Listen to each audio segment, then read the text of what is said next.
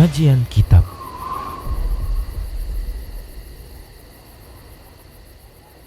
Bismillah. Assalamualaikum warahmatullahi wabarakatuh. Innal hamdalillah nahmaduhu wa nasta'inuhu wa nastaghfiruh wa na'udzu billahi min shururi anfusina wa min sayyiati a'malina. May yahdihillah fala mudhillalah wa may yudlilhu fala hadiyalah. Wa asyhadu an la ilaha illallah wahdahu la syarika lah wa asyhadu anna Muhammadan abduhu wa rasuluhu sallallahu alaihi wasallam. Qala Allah tabaraka wa ta'ala, ya ayyuhalladzina amanu taqullaha haqqa tuqatih wa la tamutunna illa wa antum muslimun. Ya ayyuhan nasu taqu rabbakumul ladzi khalaqakum min nafsin wahidah wa khalaqa minha zawjaha wa bassa minhuma rijalan katsiran wa nisaa'a wattaqullaha alladzi tasaaluna bihi wal arham innallaha kana 'alaikum raqiba. Ya ayyuhalladzina amanu taqullaha wa qulu qawlan sadida yuslih lakum a'malakum wa yaghfir lakum dhunubakum wa may yuti'illaha wa rasulahu faqad faza fawzan 'azima. Amma ba'd. Fa inna asdaqal hadisi kitabullah wa khairal huda huda Rasulillah sallallahu alaihi wasallam wa syarral umuri muhdatsatuha wa kullu muhdatsatin bid'ah wa kullu bid'atin dhalalah wa kullu dhalalatin finnar. Alhamdulillah, segala puji dan sanjungan hanya untuk Allah, zat yang selalu memberikan nikmat kepada kita. Salawat dan salam tak lupa kita ucapkan untuk Rasulullah sallallahu alaihi wasallam. Semoga Allah tabaraka wa ta'ala memberikan taufik dan hidayah kepada kita untuk kita selalu berada di atas kebenaran, di atas ketaatan kepada Allah dan Rasulnya hingga akhir hidup kita. Baik para hamba Allah rahimani wa rahimakumullah. Kita lanjutkan kajian fikih muamalah dalam bab jual beli, dan kita masih membahas tentang jual beli yang terlarang. Baik para hamba Allah rahimani wa rahimakumullah, di antara bentuk jual beli yang terlarang adalah menjual belikan dengan adanya unsur tipuan atau unsur kecurangan. Dan ini sudah kita bahas pada pertemuan yang lalu.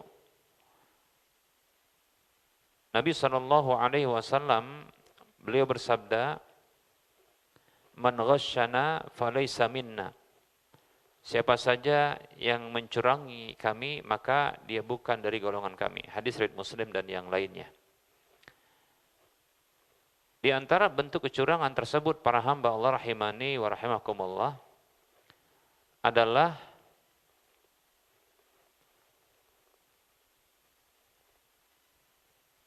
menampakkan barang yang dijual dia dalam kondisi tanpa cacat, padahal hakikatnya dia memiliki cacat.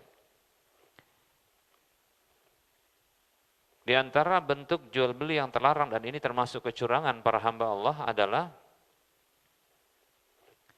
jual beli dengan menampakkan pada barang kelebihan-kelebihan yang sesungguhnya tidak ada padanya kelebihan tersebut.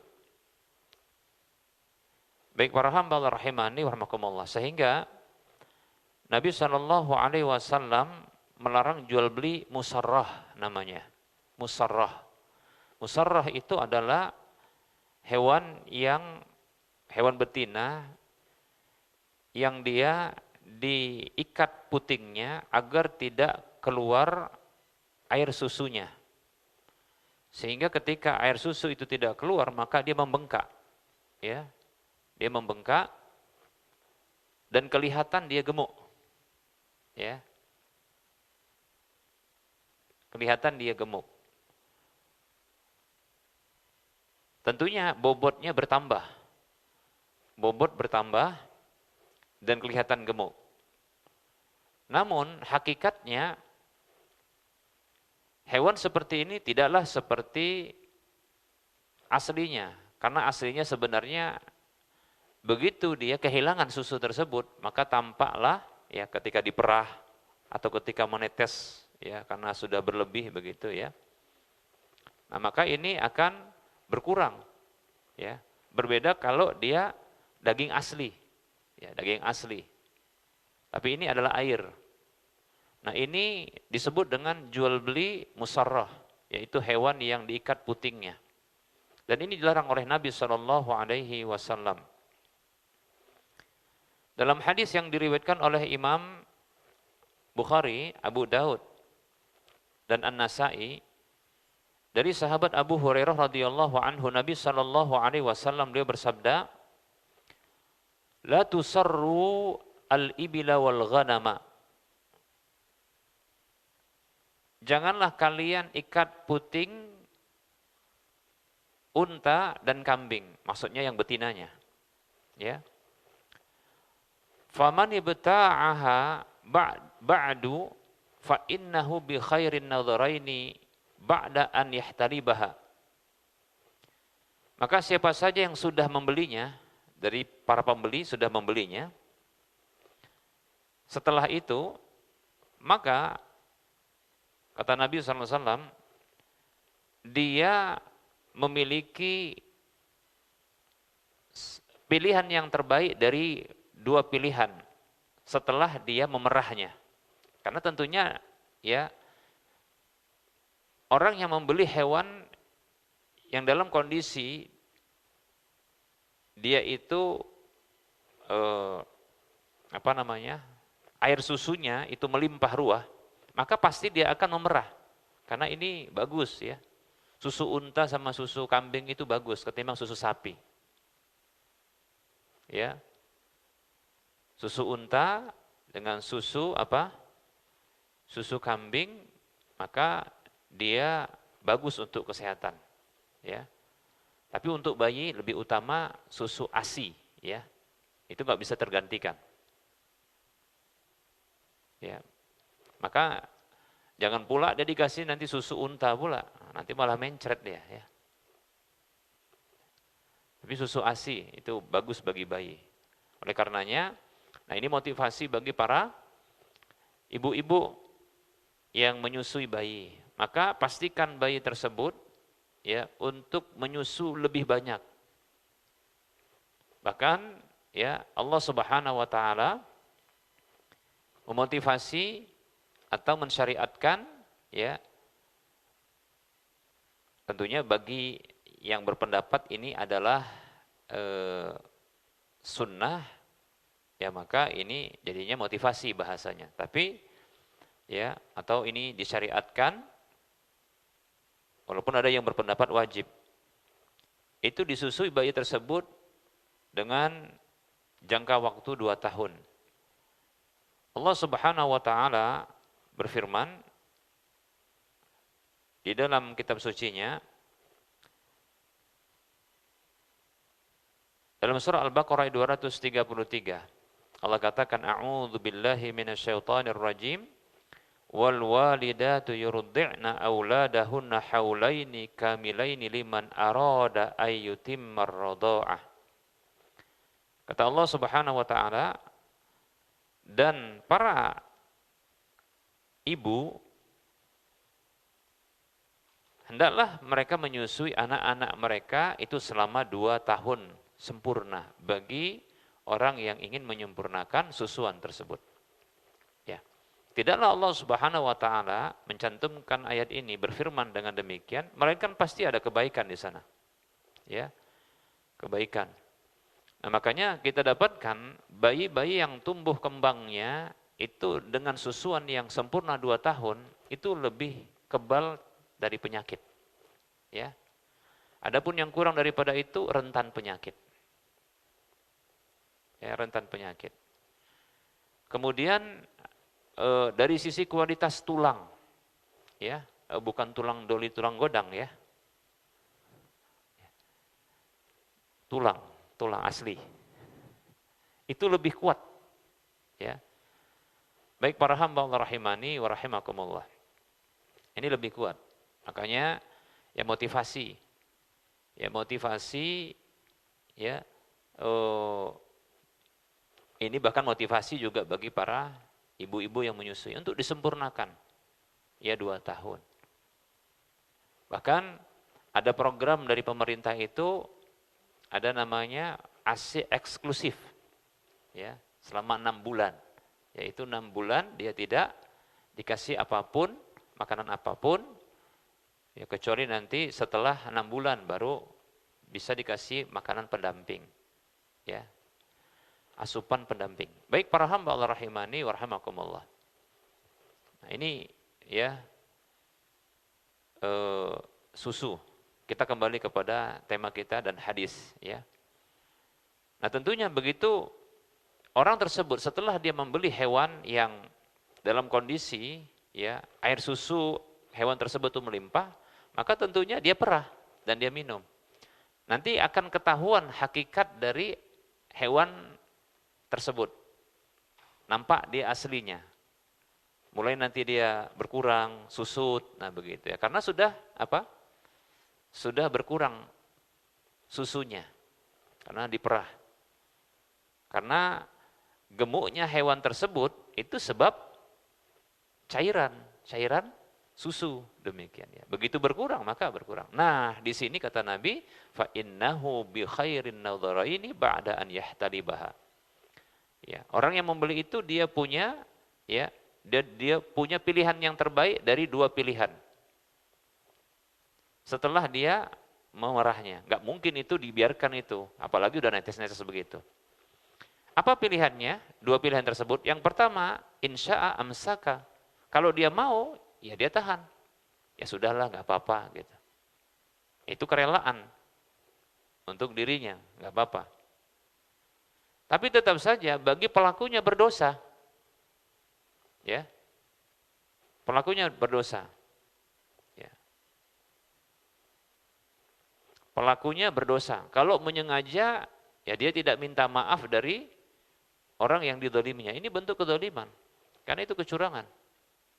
Mestinya aslinya nggak segitu harganya. Ya. Karena bobotnya itu bukan bobotlah daging, bukan. Tapi bobot air susu. Wa insya'a, kalau dia mau, ini pilihan kedua, raddaha wassa'a tamrin. Dia kembalikan, ya, plus dengan 1 sok dari kurma, yaitu dari setiap sekali minumnya. Ya. Baik para hamba, yaitu ketika dia perah kan ada air minum itu 1 sok kurma. Jadi seperti kalau mungkin saya nggak tahu ya wadah orang minum di zaman Rasulullah itu seberapa gitu ya, yang wadah untuk memerahnya. Pokoknya sekali diperah begitu, ya diminum. Nah itu 1 sok dari setakar dengan 1 sok kurma. 1 sok itu adalah ukuran zakat fitri kita. Berapa? Kalau di Indonesia, di Medan berapa? 2,7 ya. 2,5, 2,7, ada yang menyempurnakan 3 kilo, nah begitu ya. Baik para hamba Allah rahimani wa rahmakumullah.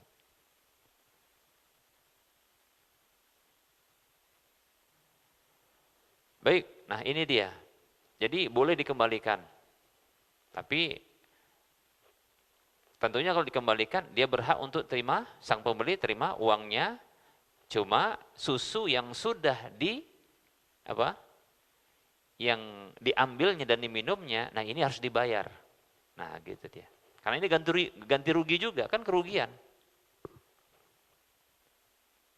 Baik para hamba Allah rahimani warahmatullah.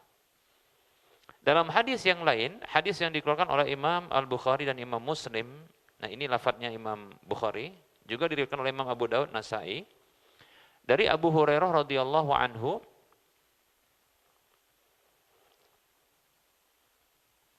Rasulullah sallallahu alaihi wasallam beliau bersabda, "Man ishtara ghanaman musarratan fahtalabaha fa in radiyaha amsakaha wa in sakhitaha fa fi halabatiha sa'un min tamrin."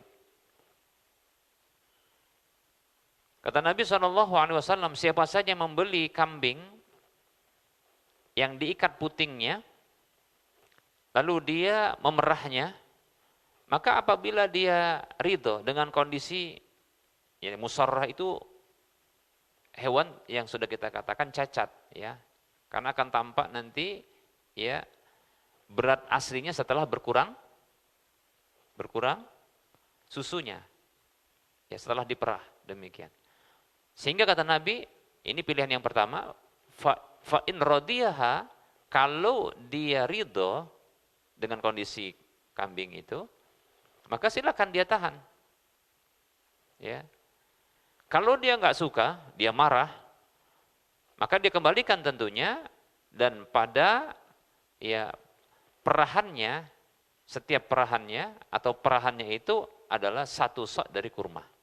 Jadi sekitar 2,7 atau 2,5 kilo. Baik para hamba Allah rahimani warahmatullah. Ini cacat, ya. Nggak boleh yang seperti ini, dilarang sama Nabi SAW. Nggak boleh, ya. Kita para pedagang, para hamba Allah itu harus, ya,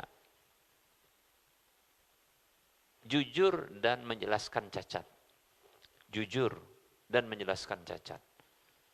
Karena apabila tidak jujur dan tidak menjelaskan cacat, maka ini bentuk kecurangan, tentunya berdosa, dan itu menghilangkan keberkahan. Baik para hamba Allah rahimani rahimakumullah, dalam hadis yang pernah kita sampaikan, Nabi SAW bersabda, ya, al-bay'ani bil khiyari ma lam yatafarraqa. Kedua pelaku jual beli, penjual dan pembeli itu punya hak khiyar selama keduanya belum berpisah, ya. Lalu Nabi SAW menyebutkan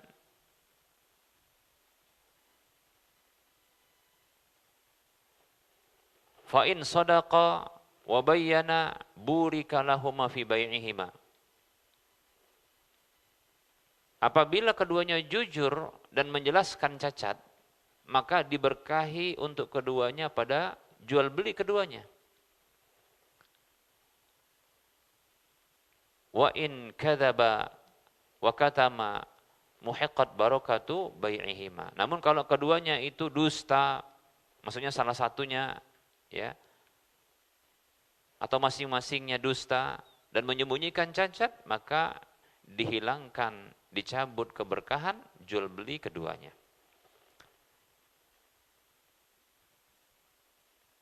Di sini hadis yang sahih, ya, diriwayatkan oleh Imam Al-Bukhari dan Imam Muslim. Baik, para hamba Allah rahimani warahmatullah. Berikutnya, jual beli berikutnya,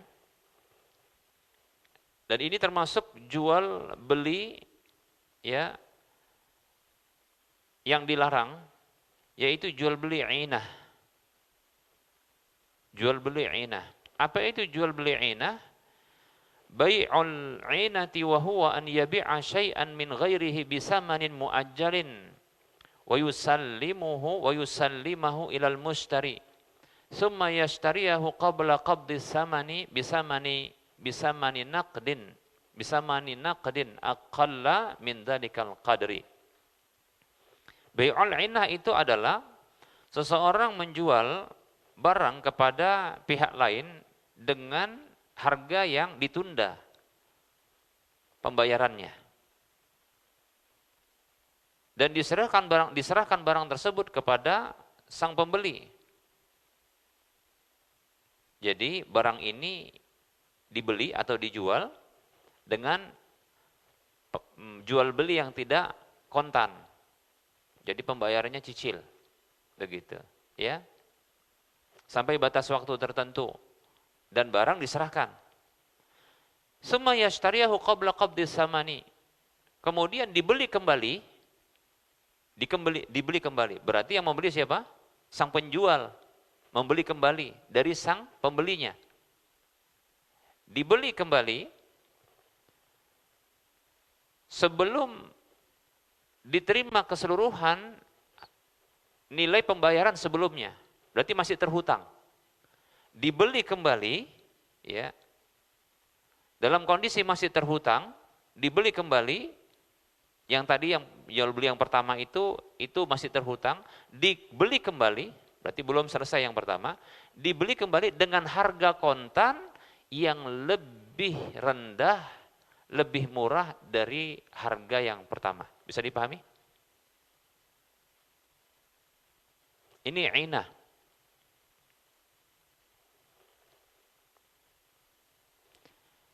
Contoh, saya beli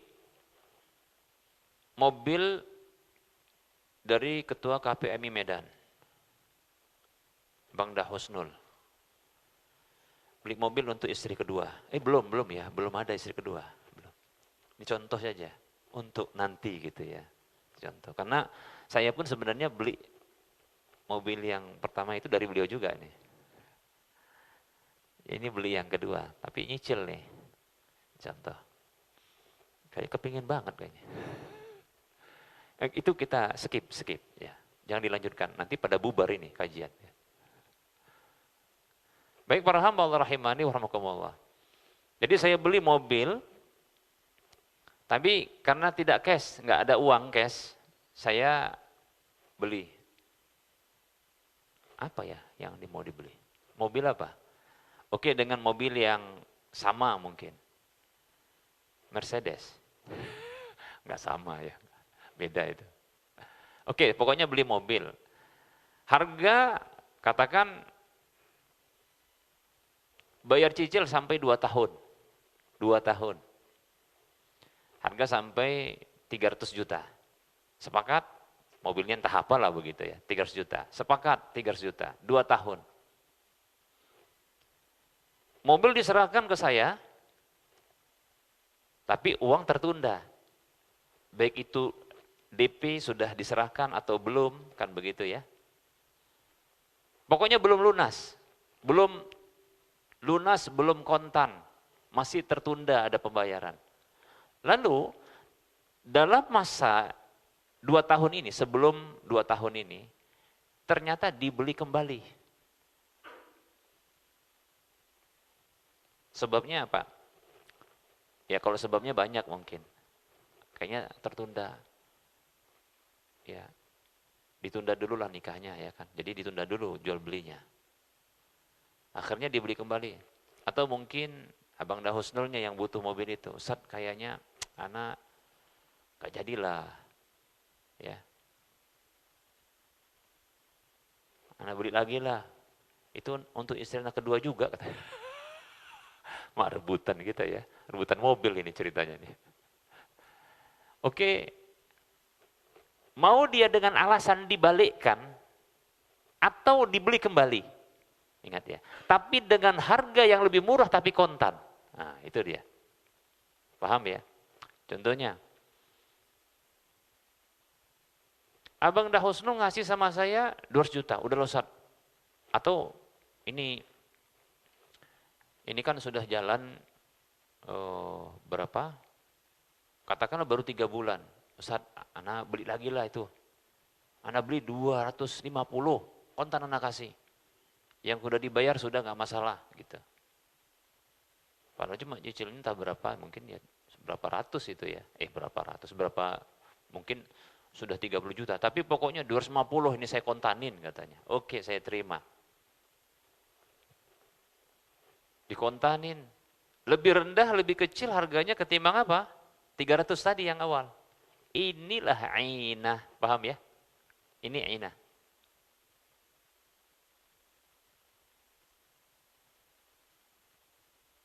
Pokoknya ya, kalau barangnya tertunda pembayarannya, belum selesai, lalu dibeli dengan kontan dan harganya lebih murah, kontan murah dikasih langsung, maka inilah dia ainah. Ini asal ainah. Baik para hamba Allah rahimani wa rahimakumullah. Dan ini terlarang berdasarkan hadis Nabi sallallahu alaihi wasallam dalam hadis yang diriwayatkan oleh Imam Abu Daud dari Abdullah bin Umar radhiyallahu anhu, Nabi sallallahu alaihi wasallam bersabda, "Idza tabaya'tum bil 'inati wa akhadtum adnabal baqari wa raditum biz zar'i wa taraktumul jihada sallatallahu alaikum dulla la yanzi'uhu hatta tarji'u ila dinikum." Nabi SAW bersabda yang artinya, apabila kalian berjual beli dengan ainah. Ainah ini para hamba Allah adalah salah satu dari jual beli yang terlarang dan dia merupakan ya jalan untuk riba. Bahkan ini sebenarnya mirip dengan riba. Jadi para ulama menyebutkan, kenapa kok ainah ini dilarang? Coba perhatikan. Sebenarnya aslinya ini adalah dia akadnya hutang piutang. Hutang piutang yaitu berhutang 250 juta kasus tadi. Nanti akan dikembalikan 300. Adapun barangnya berupa mobil itu hanyalah sebagai sarana saja. Ecek-ecekan itu, paham ya? Yang di luar Medan, ecek-ecekan itu main-main aja gitu ya. Soalnya ini lagi live. Ya.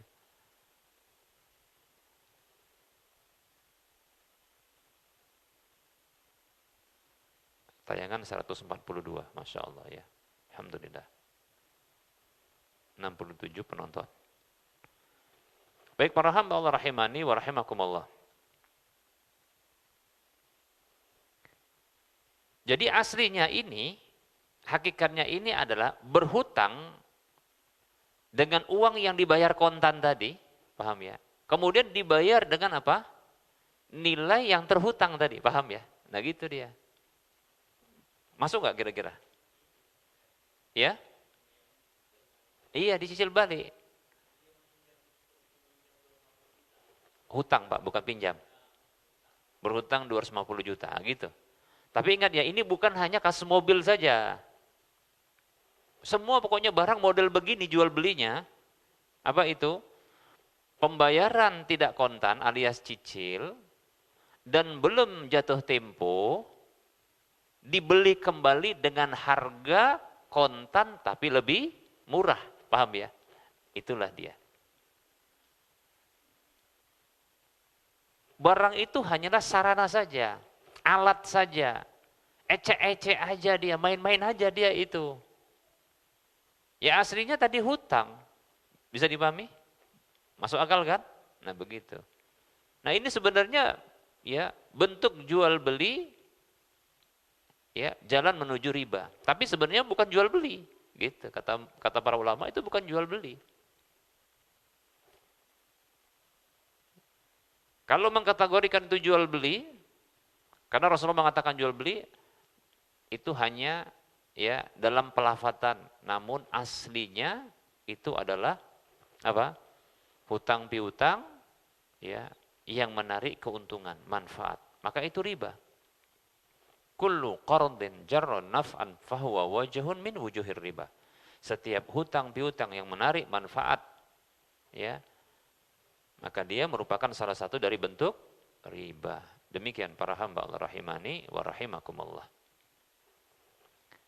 Nah kata Nabi SAW, apabila kalian berjual beli dengan model inah, coba bayangkan, jual beli model inah ini, ya, kalau dilakukan, dan bukan hanya ini, wa akhadtum adnabal baqari, dan kalian itu mengambil ekor-ekor sapi. Ini apa sih maksudnya mengambil ekor-ekor sapi? Maksudnya adalah orang yang dia beternak, ya dengan ternak sapi, ya, walaupun ini bukan hanya maksudnya ternak sapi aja, bentuk apa saja, ya. Tapi ini menunjukkan bahwasanya inilah dia begitu cinta dunia sampai dikalahkan oleh dunianya. Dunia peternakan, namanya peternak atau dia seorang pengembala ternak itu bukan berada di belakang hewannya. Kalau dia belakang hewan, maka yang dipegang adalah apa? Tongkat untuk mencambuk atau menghela dari para hewan gembalaannya. Kalau dia arahnya mungkin tidak sesuai dengan tujuan, seperti mungkin tujuan tempat angon. Kalau orang Jawa angon namanya apa namanya? Tempat gembalaan, ya, ya, untuk dia makan gitu ya. Arahnya salah maka dicambuk, kan begitu. Atau contohnya memenuhi jalan orang maka dia dicambuk, nah begitu kan, dihela pakai tongkat. Bukan malah dipegang ekornya. Pegang ekor itu menunjukkan bahwasanya ini malah yang ngikutin dunianya. Begitu ya. Mestinya dia kasih tunjuk di depan. Atau dia di belakang tapi pegang cambuk atau pegang tongkat gitu untuk menghela. Kemudian waraditum bizzar'i, dan kalian ridho dengan pertanian. Ini juga menunjukkan cinta dunia. Cinta dengan dunia pertaniannya. Wa taraktumul jihad, disebutkan di akhir ini dampaknya. Oleh Nabi ini disebutkan di akhir karena dampak dari cinta dunia tersebut. Disebutkan yang pertama jual beli inah. Ini menunjukkan apa? Pelanggaran dalam bentuk jual beli. 3 hal ini dengan bentuk berurutan. Jual beli, peternakan, satu lagi pertanian. Ini adalah usaha-usaha di dalam mencari dunia, paham ya? Permasalahannya adalah bukan mencari dunianya, tapi ternyata dunianya ini dicintai melebihi akhiratnya. Yang berdampak disebutkan yang keempat oleh Nabi, wa taraktumul jihad, dan kalian tinggalkan jihad. Apa itu jihad? Rasulullah mengatakan, ya, ketika ditanya oleh para sahabat, apa jihad yang paling tinggi? Maka Rasulullah mengatakan adalah li'i'la'i kalimatillah, untuk meninggikan kalimat Allah, agama Allah.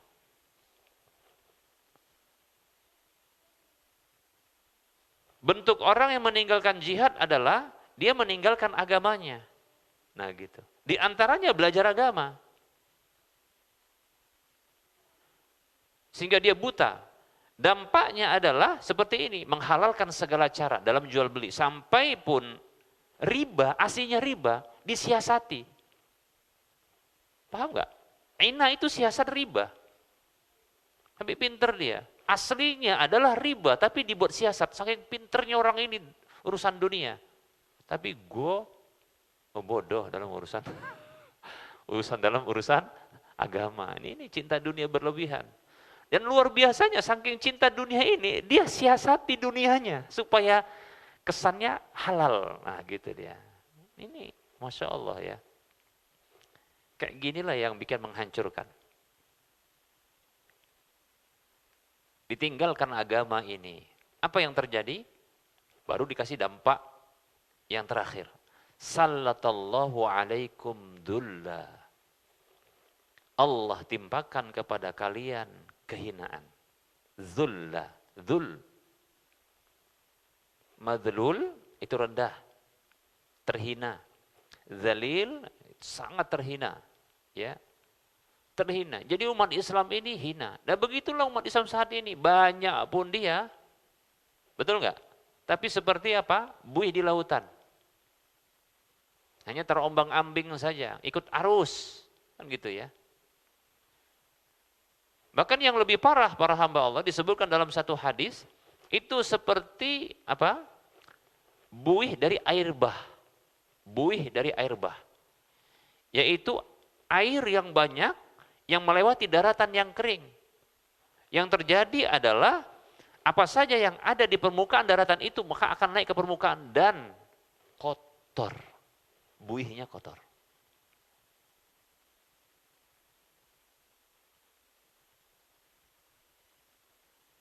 Masya Allah ya. Pantaslah Allah akan hinakan yang seperti ini. Kejar-kejaran dunia. Sampai dunia itu pun mau dicari yang haram saja mau dihalalkan. Ya. Kata Rasulullah, la yanzi'uhu. Allah tidak akan cabut itu. Jadi para hamba Allah, kehinaan yang menimpa kaum muslimin saat ini, di belahan dunia manapun termasuk di Indonesia ini, itu bukanlah kesalahan siapapun, melainkan karena kesalahan umat Islam. Ketahuilah, ketahuilah, ketahuilah. Ketika musuh-musuh Islam itu mampu menguasai umat Islam, bukanlah karena umat Islam itu, bukanlah karena kuatnya musuh itu, bukan. Saya ulangi ya. Ketika musuh-musuh Islam itu mampu menaklukkan, mengalahkan, menjajah, memporak-porandakan, menghancurkan umat Islam di belahan bumi manapun, itu bukanlah karena kekuatan mereka. Namun itu disebabkan kelemahan umat Islam.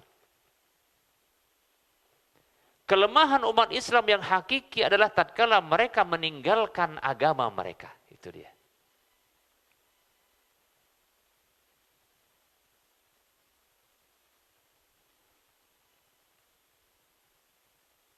Dialihkan umat Islam ini dari sisi keteladanannya dan ketokohannya itu kepada tokoh-tokoh selain dari tokoh-tokoh yang ada dalam Islam.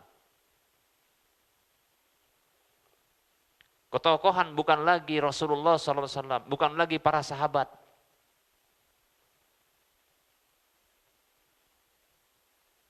Bukan lagi generasi yang terbaik. Tapi ketokohan itu hendak dialihkan kepada apa? Orang-orang di zaman ini. Padahal orang-orang di zaman ini tidak ada rekomendasi dari Nabi SAW, dari Allah dan Rasulnya. Tapi yang dapat rekomendasi adalah para sahabat yang itu muridnya Rasulullah SAW.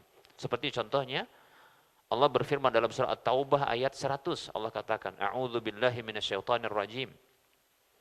والسابقون الأولون من المهاجرين والأنصار والذين تبعوهم بإحسان رضي الله عنهم ورضوا عنه إلى آخر الآية. Orang-orang yang mula-mula lagi pertama masuk Islam dari kalangan muhajirin dan al-ansar, ini para sahabat mereka ini. Dan orang-orang yang mengikuti mereka dengan baik, Allah ridho kepada mereka. Dan mereka ridho kepada Allah.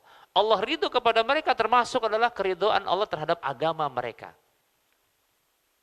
Kualitas agama mereka yang mereka luar biasa dalam mencintai dan mempraktekkan petunjuk Nabi sama-sama. Mencintai Nabi dan apa yang dibawa Nabi, mengimani Nabi dan mengimani apa yang dibawa Nabi, dan mempraktekkan ya apa yang diajarkan, yang dibimbing ya oleh Nabi SAW kepada mereka.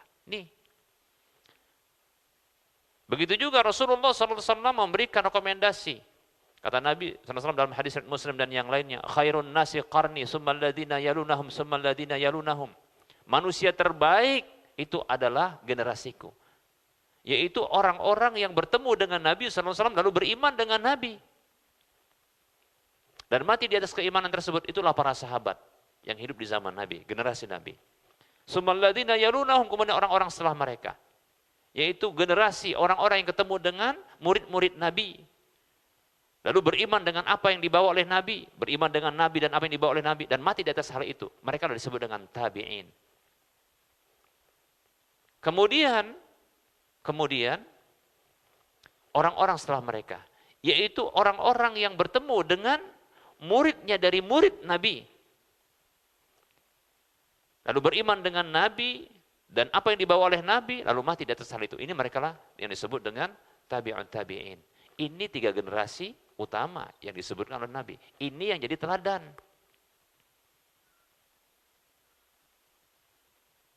Begitu. Nah ini enggak dipalingkan kepada yang lain. Memang begitu. Para hamba Allah rahimani wa rahmakumullah, tahu enggak kenapa yang mensudahi perang salib itu adalah orang-orang salib sendiri? Tahu enggak? Kita tahu ya kisah sejarah perang salib, tahu enggak? Ya. Itu dari zaman ke zaman ratusan tahun itu perang terus. Tahu enggak? Yang mengakhiri perang salib itu adalah orang-orang salib sendiri. Para salibis. Salibis apa namanya? Ya. Mereka sendiri yang mengakhiri, bukan kita. Mereka yang mengakhiri perang tersebut. Kenapa? Karena mereka sudah memahami umat Islam ini tidak bisa diperangi dalam kondisi mereka kuat dengan agamanya. Mereka selalu menang. Memang begitu. Ya coba bayangkanlah. Ya, seorang muslim kalau kuat imannya, maka dia merindukan surga. Betul enggak? Maka dia siap mati, bahkan matinya terhormat, dia masuk surga, dapat 72 bidadari. Kalau di dunia, 2 aja payah. Ini dapat 72, maka apa enggak makin semangat dia, kan gitu kan. Di dunia payah. Ya. Ngurusin yang satu di rumah itu payah. 2 aja payah. Ini mati dapat. Tapi yang bukan kalau gitu aku mati syahid aja enggak gitu sih ya. Memang dia mau mati syahid. 72. Dan bukan hanya itu. Ketika dia mati gitu tertebas atau dia tertembak atau pokoknya dia mati, itu hanya seperti cubitan, nggak ada sakit. Ya. Disebutkan begitu.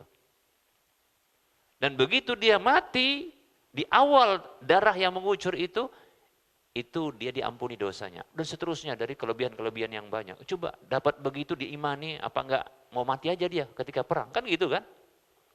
Kalau dia hidup menang, Islam jaya. Orang kayak gini yang dihadapi, kira-kira orang kafir yang mereka itu pengen hidup, menikmati dunia, kira-kira 10 orang pun ngelawan 1 orang ini, itu belum tentu mereka mau, betul nggak? Karena ini yang mau dilawan ini adalah orang yang mau mati, sementara yang ngelawannya adalah orang yang mau hidup. Betul nggak? Sehingga nggak mungkin kita akan menang melawan orang-orang Islam dalam kondisi mereka seperti ini. Makanya berikutnya mereka beralih, perangnya bukan perang lagi dengan senjata, tapi ghazwul fikri. Perang pemikiran. Dialihkan umat Islam. Mulai umat Islam ini disibukkan dengan apa? Perlombaan-perlombaan. Mulai perlombaan sepak bola, gitulah itu ya. Itu termasuk, ini kena apa namanya? Yang ikut-ikut main bola gitu-gitu ya. Ikut yang nonton-nonton bola. Nah itu kena permainannya orang-orang salibis. Betul itu. Mereka mulai dari tontonan. Karena nanti dialihkan. Tokoh sekarang betul nggak? Tokoh-tokoh pemain bola ini kan dijadikan tokoh nggak? Mulai dari gaya rambutnya, gaya jalannya. Begitu memang. Itu termasuk ya senjata mereka. Tontonan yang jadi tuntunan, itu benar, bukan salah itu. Permainan yang menjadi ya dambaan. Nah, begitu. Maka kita sebenarnya dibodohin, maka kita jangan ikut-ikutan. Ngapain pula umat Islam ikut-ikutan main bola dengan apa kalau turnamen apalagi itu? Apa sih namanya? Anak pun nggak tahu yang tentang itu. Gimana coba antum yang bekas pemain itu, yang Piala Dunia itu gitu. Sampai diikutin sampai tengah malam nontonnya, nanti subuh pun bablas. Umat Islam kayak gitu, saya katakan, itu sesungguhnya mereka sudah dalam permainannya orang-orang salibis. Begitu saya katakan. Memang itu. Ya. Kemudian para wanitanya, yang dulu mereka itu di dalam rumah, itu dikeluarkan. Dengan cara apa? Ya mulailah. Ya. Mulai dari fashionnya. Nah, itu dirubah fashionnya. Apa kalau yang bergaya dengan pakaian itu namanya apa? Ya apa? Catwalk ya. Apalagi enggak perempuannya namanya apa itu? Ya foto model, artis-artis, gitu-gitu artis, mulai dari nyanyi dan seterusnya. Ini udah kena jebakan umat Islam. Makanya sudah lari semuanya. Makanya banyak pun kita nggak akan pernah menang karena gampang sudah. Ya. Makanya para hamba Allah rahimani rahimakumullah. Kalau umat Islam sudah dikalahkan seperti ini, nggak payah sebenarnya. Banyak mereka hanya buih saja mereka itu.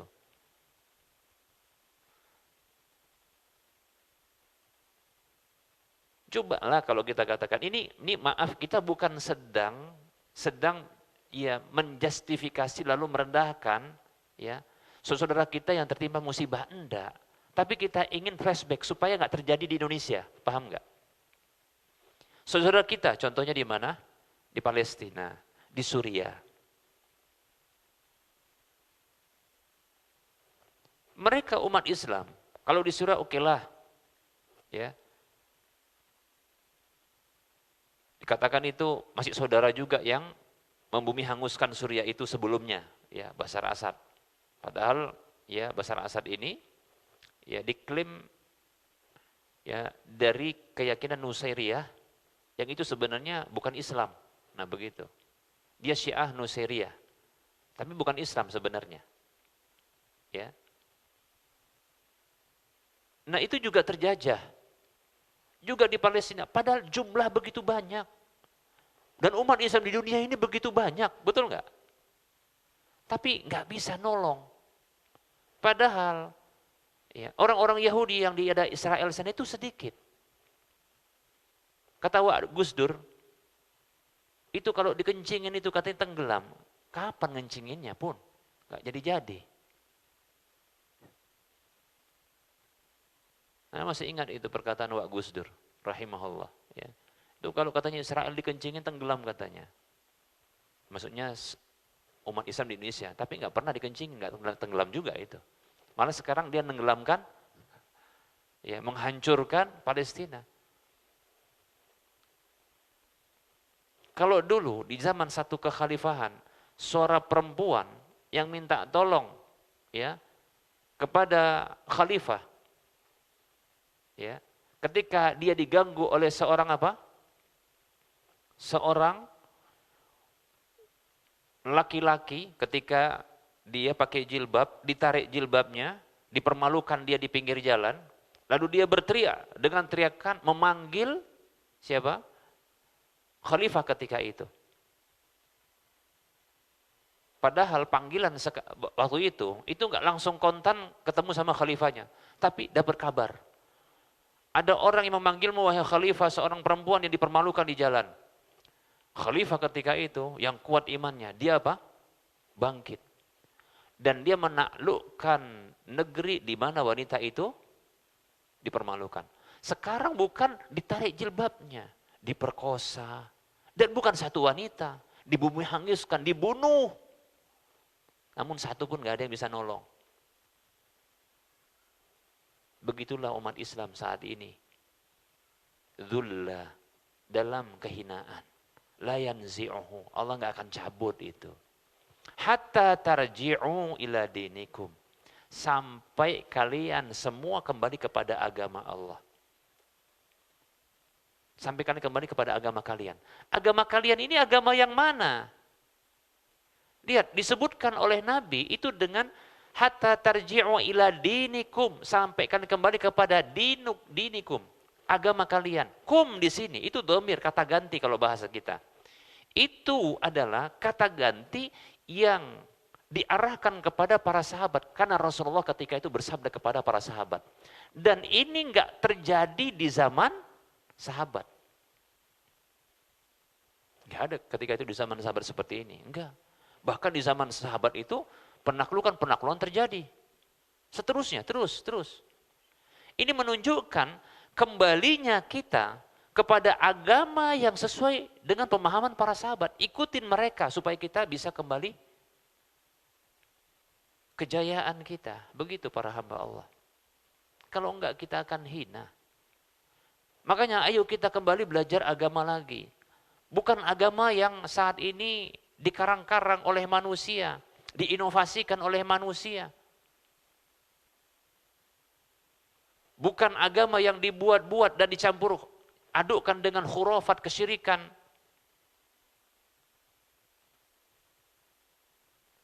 Yang ada sebahagian dari kaum muslimin yang mereka mengambil manfaat dari agama ini dengan alasan kodok agama.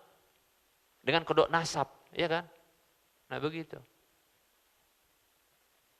Yang hanya meninggikan nasab-nasab mereka agar mereka terus selamanya begitu. Enggak begitu.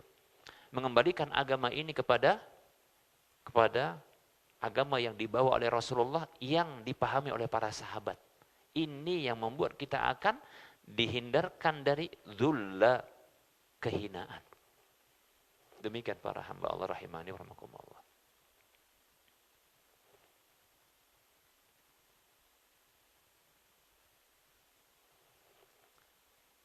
Maka belajar lagi. Sebenarnya yang dipelajari itu mulai dari akidah dulu. Akidah dulu. Begitu juga berdampak kepada apa? Berdampak berikutnya kepada seperti fikih muamalah. Ustaz, ini kan yang dibahas kan fikih muamalah saat ini. Kan gitu ya.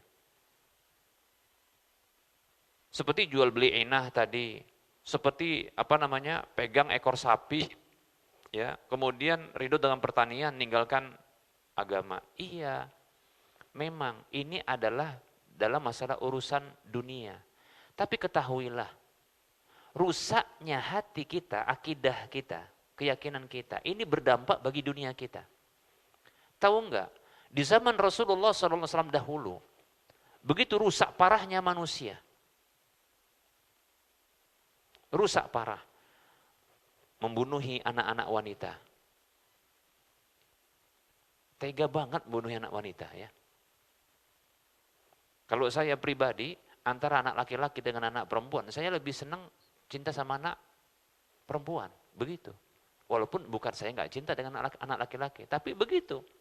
Yang bunuhin ini bukan perempuan, bapaknya. Yang kata orang ya pada umumnya, bapak itu dekat dengan anak perempuan, ibu itu dekat sama anak laki-laki. Yang dibunuh, yang membunuh itu laki-laki. Para bapak. Yang dibunuh siapa? Anak perempuan. Waduh, lihat itu ya. Luar biasa, ini parah. Coba bayangkan, perasaan yang begitu ditekan, dihilangkan, dibunuh anak perempuan. Ya. Dan perzinahan merajalela sampai-sampai bukan boleh ya, itu biasa. Satu rumah itu kalau di Medan ini ada satu rumah didatangi laki-laki terus lahir anak, itu bisa dibunuhin mereka itu, ya kan? Di masa rusak-rusak pun tetap saja kalau begitu tetap apa? Nggak terima di Medan ini, entah kalau di tempat yang lain. Tapi Masya Allah, di zaman itu, di kala itu, kalau ada ya seorang perempuan yang lahir tanpa ada suaminya, maka dipanggil semua laki-laki yang pernah datang kepada dia. Nanti umpiang. Nah itu orang Medan itu bilang umpiang. Namanya qur'ah. Apa itu qur'ah? Qur'ah itu apa? Undian, diundi. Nah yang keluar namanya itu bapaknya. Sebenarnya masyarakat malu, tapi nggak bisa buat apa-apa. Di Medan kalau kayak gitu, itu sudah di apa? Oh dihancurkan itu. Kan gitu kan? Para hamba Allah rahimani rahimakumullah, dengan kerusakan yang kita bisa katakan parahnya. Ya penyamun itu bukan tidak ada, penyamun ada. Mengambil harta, mencuri, bohong, riba juga muncul kan. Banyak sekali kerusakan. Tapi apakah Rasulullah SAW pertama sekali itu memperbaiki, dilarang riba, jangan minuman keras, jangan judi, enggak, jangan zina, enggak gitu. Tapi apa? Ayuhan nas, qulu la ilaha illallah tuflihu, wahai manusia. Ucapkanlah oleh kalian la ilaha illallah, tidak ada sesembahan yang berhak disembah kecuali Allah. Kalian akan beruntung. Ini yang pertama sekali didakwakan oleh Nabi, memperbaiki akidah. Untuk mereka bisa mencintai Allah, memberikan hak-hak Allah. Begitu. Memang itu. Baru nanti kemudian berdampak baik bagi dunia mereka. Gitu.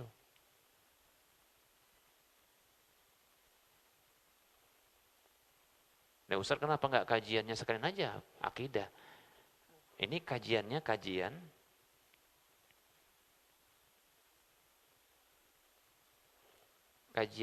KPMI.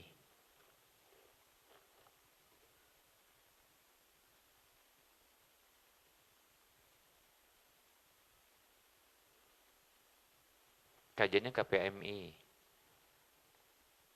Komunitas Pengusaha Muslim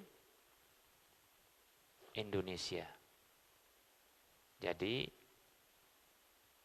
ya kajiannya tentang fikih muamalah. Kebetulan saya pula yang bahas fikih muamalah.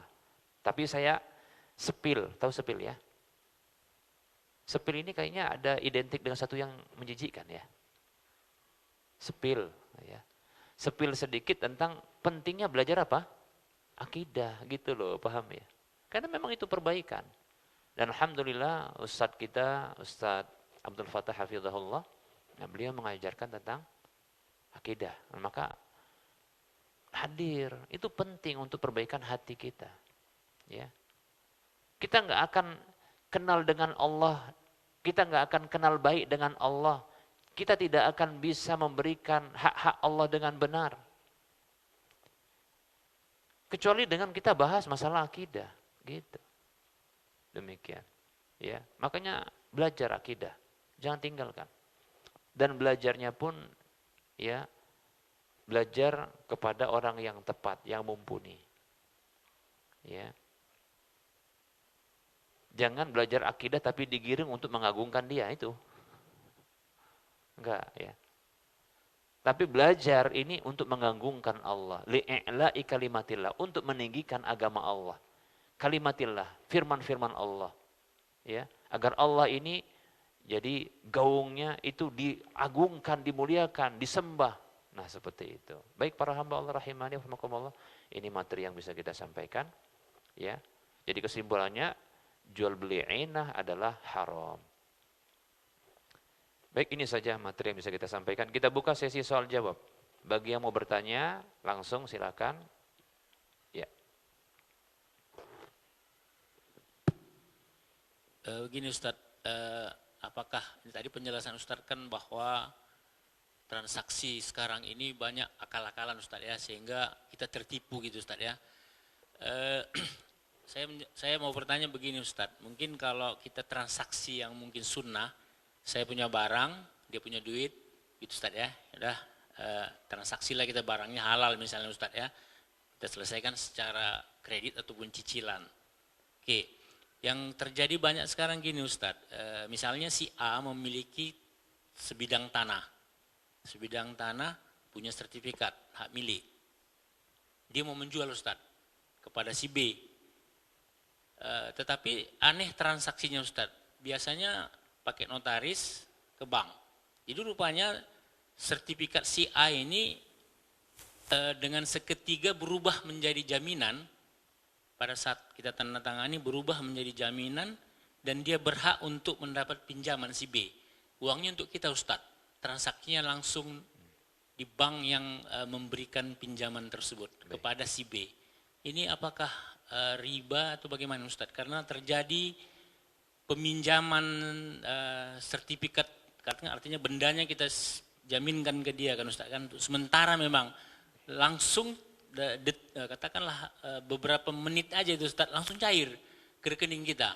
Nah, ini mungkin bagaimana Ustadz? Apakah ini ada unsur ribanya atau bagaimana Ustadz? Terima kasih Ustadz. Assalamualaikum warahmatullahi wabarakatuh. Waalaikumsalam warahmatullahi wabarakatuh.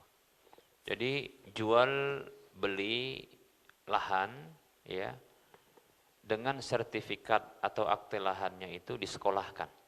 Mesti yang sekolah itu bukan aktenya tapi orangnya. Ya gitu ya. Itu kadang aneh-aneh aja kadang istilah sekarang nih ya. Sebagaimana tadi muamalahnya aneh, ini juga aneh nih istilahnya. Baik, mungkin paham ya? Paham ya? Bagaimana hukum seperti ini? Semuanya terlibat riba. Terlibat riba.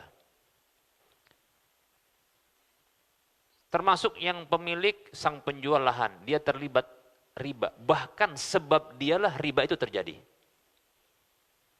Na'udzubillah min dzalik. Karena kalau dia tolak, oh saya tidak mau, saya pengen uang cash. Saya pakai dulu lah akte tanah sana. Enggak, gitu. Enggak boleh. Lalu dia katakan, oke, sebentar aja, oke, gitu ya. Pokoknya aku nggak peduli. Kan alasan aku nggak mau tahu, pokoknya kau pokoknya kau bayar. Tapi setahunya ini bukan nggak tahu, karena nanti yang bayarin siapa? Pihak bank. Sudah. Dan dia tanda tangan nggak? Tanda tangan. Kalau dia nolak, jadi nggak jadi. Berarti dialah gerbang terakhir untuk terjadinya riba. Setuju atau tidak setuju, maka dia gerbangnya, dia pintunya. Dia izinkan, maka dialah termasuk pelaku riba. Ya. Yang seperti ini, dia pelaku riba. Kalau banknya sudahlah dia memang riba asalnya. Kalau penjual dia gimana lagi, dia nggak punya uang cash, kan gitu. Sang penjual diiming-imingi, kan begitu. Dia mikir kalau ada yang mau beli cash perorangan, dia nggak dapatkan, sulit kan gitu. Ini ada pihak ketiga yang mau menjadi penengah, bukan penengah sebenarnya. Bukan penengah, tapi lintah darat dia nih. Karena dia mau nyedot, ya kan? Nah, dia yang mengizinkan. Maka dialah sebenarnya pelaku riba. Bukan dia tolong-menolong di atas riba, ini bukan. Bahkan dia pelaku ribanya, paham nggak? Bukan tolong-menolong di atas riba, bukan. Dia pelaku ribanya, karena pintunya dia. Kalau dikatakan tidak, enggak. Buktinya apa? Dia tanda tangan.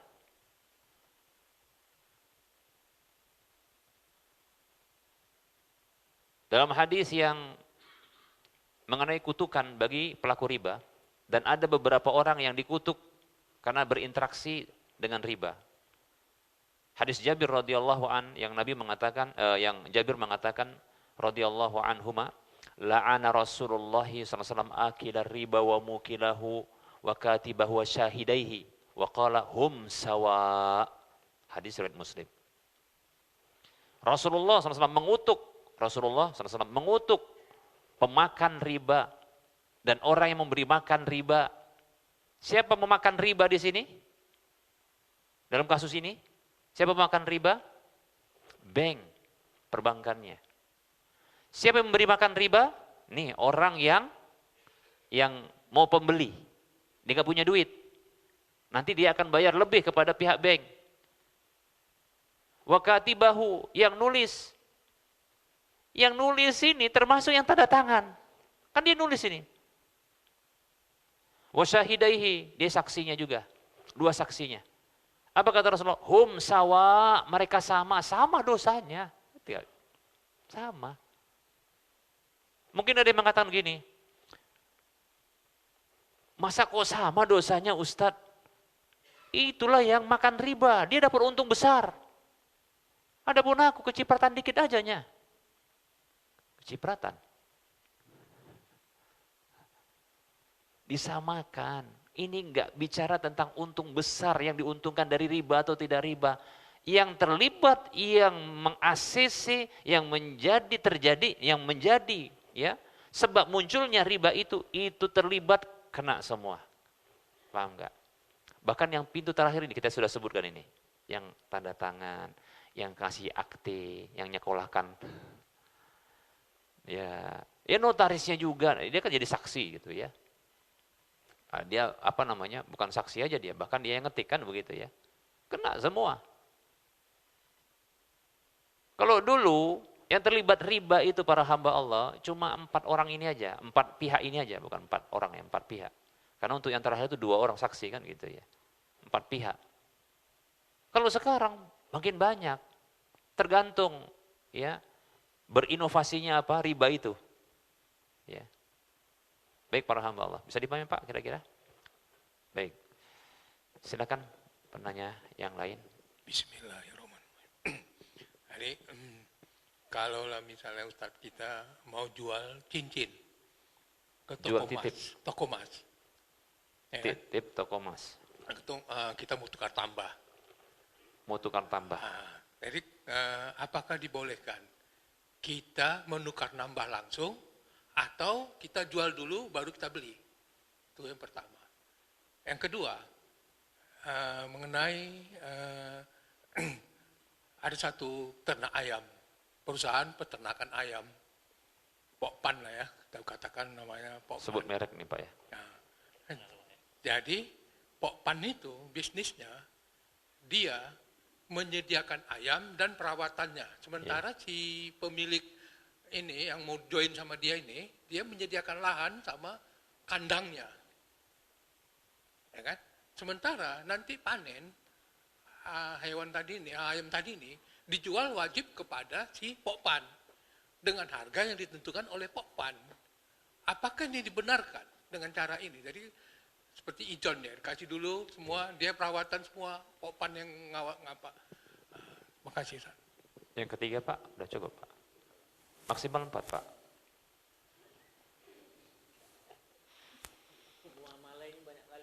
Oh iya. Oh, berarti Bapak ini nggak paham, dikasih maksimal 4 nih ya. Baik ya. Ada 2 pertanyaan. Pertanyaan pertama terkait dengan tukar tambah emas. Bolehkah dia? Tidak boleh. Ya. Emas dibarter dengan emas, itu juga jual beli emas, ya. Itu dengan menambahkan. Tidak boleh. Itu riba dalam jual beli. Ya. Kata Nabi SAW dalam hadis yang diriwayatkan oleh Imam Muslim dari Ubadah bin Samit radhiyallahu anhu, Nabi mengatakan sallallahu alaihi wasallam, "Adz-dzahabu bil-dzahabi wal fiddatu bil-fiddati wal birru bil-birri wasy-sya'iru bis-syairi wat tamru bit-tamri wal milhu bil-milhi sawa'an bisawa'in mislan bimislin yadan biyadin." Wa idza ikhtalafat hadhil asnafu fabi'u kaifa syi'tum idza kana yadan biyadin. Hadis riwayat Muslim. Emas dengan emas, barter emas dengan emas, perak dengan perak. Disamakan dengan itu adalah mata uang yang berlaku. Kemudian ya gandum merah dengan gandum merah, gandum putih dengan gandum putih, kurma dengan kurma, kemudian garam dengan garam. Ini adalah bahan makanan pokok yang saat ini dibutuhkan. Seperti contohnya beras berlaku juga. Kata Rasulullah, kalau sejenis seperti ini harus dia sawaan bisawain misran bimislin. Sama dalam timbangan, sama dalam takaran. Enggak boleh berlebih. Kalau berlebih, apa kata Rasul dalam hadis yang lain? Faqad arba, sungguh dia telah berbuat riba. Nah, gitu dia. Berbuat riba. Jadi enggak boleh dengan cara tukar tambah, ya. Kalau mau tukar harus sama, tapi permasalahannya kan nggak mau tuku emasnya, karena yang satu lama, ya. Anyar dengan lawas tuh beda kan gitu ya, ya kan. Istri baru sama istri lama kan beda ya. Itu contoh aja ya. Begitu juga emas baru emas lama ya, ya. Maka tentunya emas lama itu karena sudah kusam lagi, bentuknya juga tertinggal, kan gitu ya, udah ketinggalan. Maka ini rendah dia nilainya. Maka nggak mau itu tukar, kalau katakanlah 20 gram sama 20 gram. Paling tidak, itu kalau mau 19 gram, kan gitu kan, yang lama tadi, yang baru. Yang lama tetap 20. Atau paling nggak berapa, 18, gitu dia, tergantung lah. Nah gimana caranya supaya halal? Dijual dulu, betul. Caranya memang dijual dulu. Dijual. Kalau dijual berarti emas dengan uang. Beda jenis, tapi dia satu kategori. Maka wajib dia kontan. Kata Rasulullah, wa idza ikhtalafat hadhil asnafu, kalau berbeda jenis-jenis ini, fabi'u kaifa syi'tum, maka juallah sekehendak hati kalian. Tapi idza kana yadan biyadin, asalkan kontan dia. Mana uangnya? Ini emasnya. Ah gitu. Ya, nah seperti itu. Gitu Pak. Jadi terima apa? Emas, terima duit. Nanti baru kalau mau beli emas yang baru, baru. Gitu dia. Lah Ustadz, itu kan cuma main-main aja. Enggak main-main. Pokoknya uang diterima dulu. Kan bisa jadi orang tuh berubah pikiran. Dia tadinya kan pengen emas yang tadi, yang baru tadi kan. Begitu dia dapat duit, dia mikir, cocok untuk kawin lagi, kan gitu. Contoh, ini contoh kan. Mikir ada duit itu kan mikirnya, mungkin dia pikirnya yang lain. Wah, besar ini. Mungkin mau bayar hutang, kan gitu. Atau dia contohnya untuk modal, untuk kawin lagi kalau dia laki-laki gitu. Bisa dipahami Pak? Nah, nanti baru dia transaksi untuk beli emas yang baru, kan gitu. Sepakat Pak? Baik, itu caranya. Pertanyaan yang kedua tadi apa? Inilah kalau istri cuma satu ini, jadi lupa dia yang pertanyaan kedua. Urusan peternakan. Oh, peternakan, ya baik Pak, udah ringan Pak. Baik. Sebenarnya harus dilihat akad antara perusahaan Pokpan ini dengan peternaknya. Ini apa mereka ini? Ya. Kalaulah mereka ini akadnya hanyalah kalau yang peternaknya ini hanya sebagai jasa menternakkan, itu tidak masalah. Jasa menternakkan. Pertanyaannya, kalau ada kerugian siapa yang nanggung? Pokpan. Berarti jasa. Ya, jasa. Berarti bukan Pokpan yang dia memberikan hutang kepada peternak. Ya. Kalau dia bentuknya jual beli para hamba Allah, kalau jual beli, ini kalau dikatakan dia bentuk jual beli, contohnya bibit dikasih, kemudian pakan dikasih, gitu kan? Itu dianggap hutang, sudah. Kemudian nanti syaratnya harus nanti kalau jualnya kepada Pokpan, kalau begitu dia, ini namanya riba. Kenapa? Hutang yang menarik manfaat.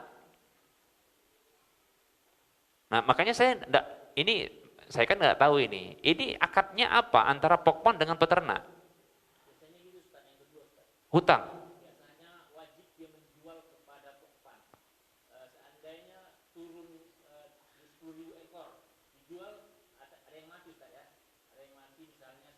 Iya. Itu tetap ditanggung oleh yang punya kandang. Oh gitu. Iya. Makanya saya dapatkan yang seperti ini banyak yang rusak, ya kan? Tumpur. Karena ternyata di sini ada akad ribanya. Jadi, apa bentuk akad ribatnya? Bibit itu dijual dengan cara hutang, paham? Pakan dijual dengan cara hutang. Walaupun peternak menyediakan tempat. Sudah. Hutang ini ada syaratnya. Yang keuntungannya, manfaatnya bagi yang memberikan hutang adalah jual sama saya tentukan harga. Apa kata para sahabat? Kullu qardin jarra naf'an fahuwa wajuhun min wujuhir riba. Setiap hutang piutang menarik manfaat apa saja, maka dia salah satu dari bentuk riba. Bisa dipahami? Baik, wallahu taala alam. Sudah masuk waktu salat Asar untuk wilayah Medan dan sekitarnya.